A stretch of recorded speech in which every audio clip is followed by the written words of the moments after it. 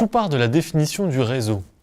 Un réseau informatique est un système qui permet de faire communiquer des ordinateurs entre eux. Un ordinateur en réseau peut donc envoyer des messages à tous les autres ordinateurs de son réseau.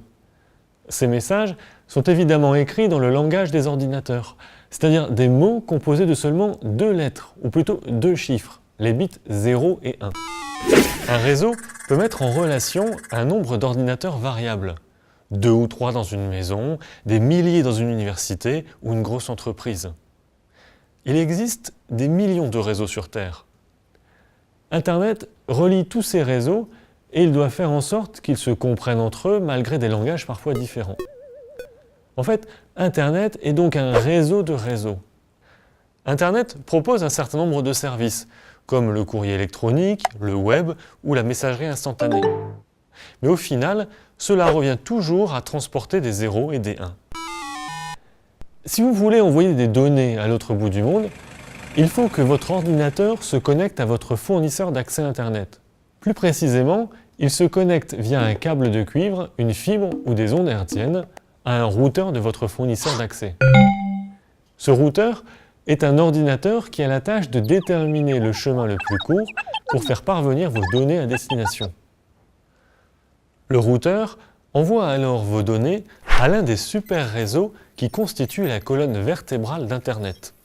Le nom officiel est Dorsal Internet, qui va l'acheminer au fournisseur d'accès du destinataire. La Dorsal Internet a été installée par une douzaine de grosses compagnies de télécommunications.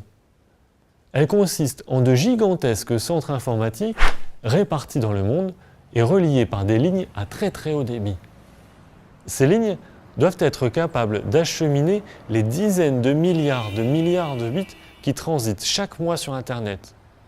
Elles ont des débits de l'ordre du billion, c'est-à-dire 1000 milliards de bits par seconde. Les lignes de transport de données de la Dorsal Internet sont des fibres optiques. Aujourd'hui, plusieurs dizaines de millions de kilomètres de fibres optiques déposées au fond des océans ou enterrées dans des tranchées acheminent les 0 et les 1 d'Internet partout dans le monde. Plus précisément, elles transportent la lumière d'un laser dans laquelle sont codées ces données.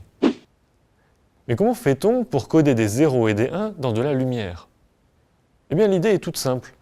On choisit tout d'abord un rythme d'envoi des données.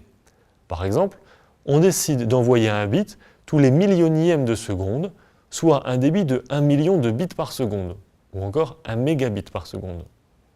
Puis on convient d'un code.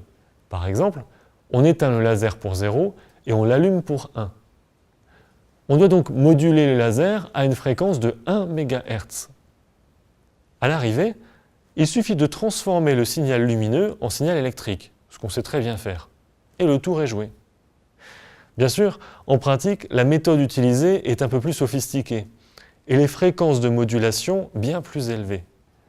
Et pour augmenter encore le débit dans une seule fibre, on peut choisir plusieurs fréquences de modulation, et à l'arrivée, il suffit de faire le tri. Et on peut même envoyer plusieurs faisceaux laser de couleurs différentes, ce qui permet de multiplier d'autant le débit, toujours dans une seule fibre. Ensuite, pour répondre à toujours plus de demandes, il faut multiplier le nombre de fibres optiques.